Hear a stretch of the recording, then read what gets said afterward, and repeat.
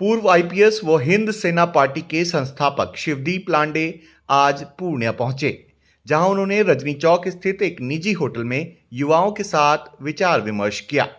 आपको बता दें कि शिवदीप लांडे पिछले कई महीनों से हर एक जिले में जाकर युवाओं से मिल रहे हैं। उसी कड़ी में वे पूर्णिया पहुंचे, जहां दर्जनों युवाओं ने शिवदीप लांडे से मुलाकात कर कई विषयों पर चर्चा की। पूर्व आईपीएस शिवदीप लांडे ने कहा कि बिहार मेरी कर्म भूमि रही है और मैं बिहार की सेवा करना चाहता हूं। मैं राजनीति में युवाओं को आगे लाने और नेता बनाने के लिए राजनीति में आया हूं। साथ ही शिवदीप लांडे ने कहा कि आगामी विधानसभा चुनाव में मजबूती के साथ युवाओं को राजनीति में आगे बढ़ाने का काम करूंगा।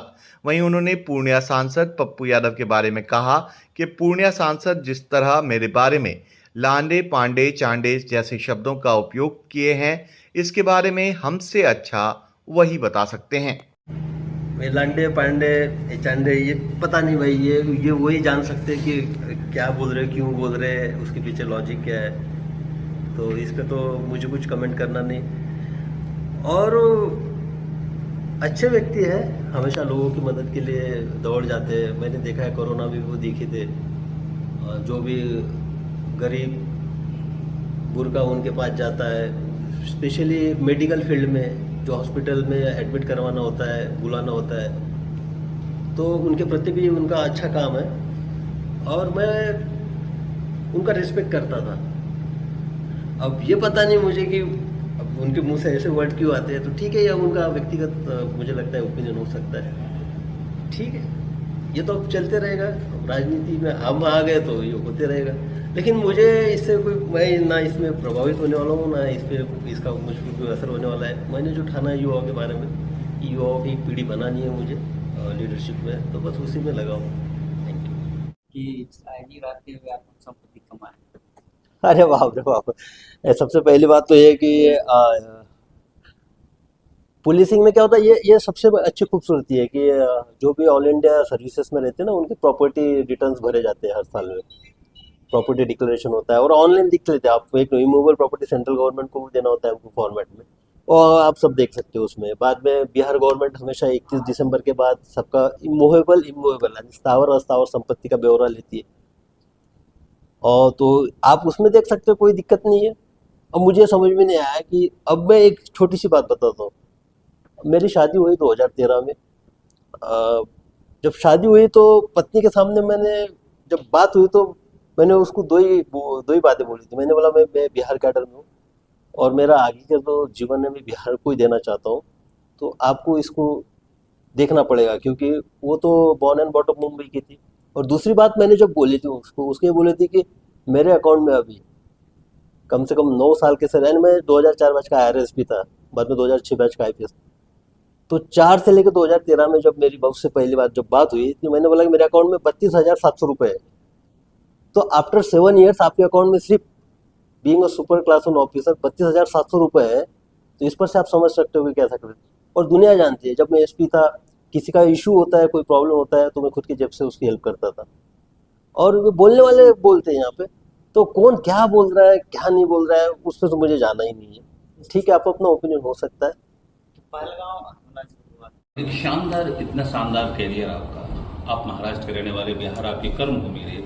आखिर वो कौन सी बात हुई आप राजनीति की ओर या संगठनात्मक राजनीति की ओर आगे बढ़ चुके हैं और आप एक यात्रा पे निकले हुए हैं? पहली बात तो यह है कि जैसा आपका नाम आपके माता पिता ने रखा है, आप सब लोगों का नाम आपके परिवार वालों ने रखा है, तो मेरा नाम भी शिवदीप जो है वो मेरे माता पिता ने रखा है। तो नाम तो हर कोई रखता है, लेकिन जो नाम की एक पहचान होती है, नाम का जो वजूद होता है, वो आपके कामों से बनता है। और मुझे जो शिवदीप नाम की एक आइडेंटिटी दी है, ये बिहार की धरती ने दी है।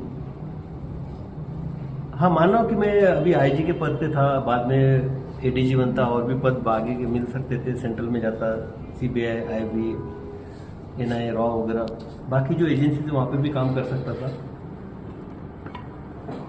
लेकिन जब यहाँ बिहार की दिशा और दशा आने वाले 10 साल में मैं देख रहा हूँ, मैं विजुअलाइज कर रहा हूँ, तो मुझे लगा कि ये स्थिति और दयनीय होने वाली है, जिस टाइप से अभी की जो सिचुएशन है। और जिस धरती ने मुझे नाम दिया है, मुझे पहचान दी है, उस धरती माँ को मैं ऐसे छोड़ के नहीं जा सकता हूँ। अगर मैं खुद के लिए अगर जीता था वहाँ पे, खुद ही प्रमोशन लेके वहाँ जाता था, खुद के लिए आराम से रिटायरमेंट ले लेता था, उसके बाद अगर अपने गृह राज्य में चले जाता था, तो ये हो जाता था कि मैं एहसान फरामोश हो गया, मैं खुद के लिए जाऊँ। तो मुझे स्वार्थी बनना नहीं था। इस धरती का मेरे ऊपर कर्ज है। आने वाले 10 साल में बिहार की दशा और दिशा बदलने के लिए इस कर्ज को उतारने के दिशा में एक कदम रखना मुझे लगा जरूरी है, इसलिए मैंने त्यागपत्र दिया। और बिहार की दशा और दिशा बदलेगी कैसे? तो सबसे पहली बात यह है कि आप राजनीति को चाहे कुछ भी बोले, कितनी भी गालियाँ दीजिए, लेकिन मैं आपको बताना चाहता हूँ, आप जब मॉर्निंग में उठते हो, आप ब्रश करते हो या मंजन करते हो, तो उस पर भी टैक्स लगता है। आप जो कपड़े पहनते हो, इनफैक्ट अंडरवियर से जब शुरू करते हो, उस पर भी टैक्स लगता है, वो भी आप खरीदते हो। खाना खाते हो, मार्केट में सब्जियां लेते हो, वहाँ से लेके आप रात में जब सोते हो, इलेक्ट्रिसिटी का जो बल्ब होता बंद करते हो, उसका भी आप बिल देते हो, उसका कुछ पैसा देते हो। वो भी कौन डिसाइड करता है? वो सरकार डिसाइड करती है। इसका मतलब है कि आपकी आम आदमी की जिंदगी जो है सरकार नियंत्रित करता है। वो डिसाइड करता है कि आप कितना महंगा खाओगे, कितना सस्ता खाओगे, क्या खाओगे, क्या नहीं खाओगे। तो आप उसको डिनाई नहीं कर सकते हो ये सच को। तो जब तक अच्छे लोग, अगर आपको अच्छी जिंदगी चाहिए आम लोगों को, तो उसमें से अच्छे लोग जब तक राजनीति में नहीं आएंगे, तो ये बदलाव होने वाला नहीं है। और अब राजनीति का सिनेरियो आप देखिएगा, बिहार की आप बात कीजिए, कितना है, 1.5 से 2% वहाँ पे आपको युवा दिखेंगे। और युवा दिखेंगे कौन से? वो जिनके माता पिता, दादा, चाचा वगैरह राजनीति में रहे, MP रहे, MLA रहे, मिनिस्टर रहे। और मैं तो मान ही नहीं सकता हूँ, मैंने देखा है बिहार के युवाओं में तो वो पोटेंशियल है, वो फायर है, वो टैलेंट है, वो कुछ भी कर सकता है। तो भाई वो क्यों नहीं आ रहे? अगर कोई आने की कोशिश भी करता है तो उसको क्यों रोका जाता है? मुझे लगा कि एक लड़ाई लड़नी चाहिए। और मैं यहाँ क्लियर कर देना चाहता हूँ, मुझे नेता नहीं बनना है। मैं नेता बनने नहीं निकला हूँ, मैं युवाओं को नेता बनाने निकला हूँ। उनमें से लीडरशिप के गुण जिसमें मुझे दिखते हैं, उसको मैं आगे बढ़ाने के लिए निकला हूँ, उसको प्रमोट करने के लिए निकला हूँ। तो बस ये निकला हूँ। और एक सबसे बड़ी मेरी बात ये मेरे सामने ये थी कि मैं ये अभियान को कब स्टार्ट करूँ। हालांकि मैं 2 साल रुक के भी इस अभियान को स्टार्ट कर सकता था, क्योंकि 2 साल के बाद मेरा VRS हो जाता था, 20 साल के सेवा के हो जाते थे और मुझे पेंशन चालू हो जाता था। लेकिन जो सिचुएशन अभी जो दिख रहा है मुझे, जो एक खिचड़ी बनी हुई है, मुझे लगा कि नहीं, अभी ये राइट समय है। इस वक्त जो युवा पोटेंशियल वाले, उनकी नींव अभी डालनी चाहिए। जो कुछ भी आते हैं उनको अभी राजनीतिक पटल पे लाना चाहिए। और ये सिर्फ विधानसभा तक ही सीमित नहीं है। मुझे पता है ये लड़ाई बहुत लंबी चलने वाली है, हो सकता है आगे 10 साल, 15 साल, 20 साल तक चले, लेकिन मैं ये लड़ाई लड़ूंगा, संघर्ष करूंगा और एक युवा पीढ़ी को बना के रहूंगा। तो आगामी विधानसभा में क्या आपके जो बैनर है, उस बैनर से कोई उम्मीदवार चुनाव में दिखाई पड़ेगा? मैंने बताया कि 243 जगह पे मैं युवाओं को खोज रहा हूँ, जिनको मैं चुनाव में उतारना चाहता हूँ। तो ये बात तो है कि 243 में युवा तो मुझे दिख रहे हैं। और उसके साथ साथ मेरा जो फोकस्ड एरिया रहेगा वो ये रहेगा कि जहाँ पे मैंने काम किया है, जहाँ पे लोगों ने मुझे देखा है काम करके, जहाँ पर लोगों ने मुझे महसूस किया है घर घर में, वो एरिया जो है, ऐसे यहाँ पे 5-6 एरियाज है जो कि कम से कम 40 to 50% बिहार को कवर करते हैं। तो वहाँ पे तो मैं दमखम के साथ लग जाऊँगा और आगे देखते हैं। और कोई सवाल किसी? सबसे पहली बात तो ये है कि जब मैंने ये डिसीजन लिया, सभी लोग बोल रहे थे मुझे कि तुम कुछ भी कर लो। यहाँ पे जब बटन दबता है ना वोटिंग के दिन, वो या तो जात पे दबता है या तो धर्म पे दबता है।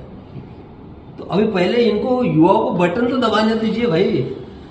जात पात से निकल के धर्म को छोड़ते हुए एक जो युवा पोटेंशियल है उनको चुनने तो दीजिए। इसको बाद में की बात है। बाप रे बाप, बहुत आप तो अभी एकदम आगे का बात कर रहे हैं तो पहले युवाओं को लोगों को देखने तो दीजिए, जी तो सर। बाद में उस पर निर्णय लिया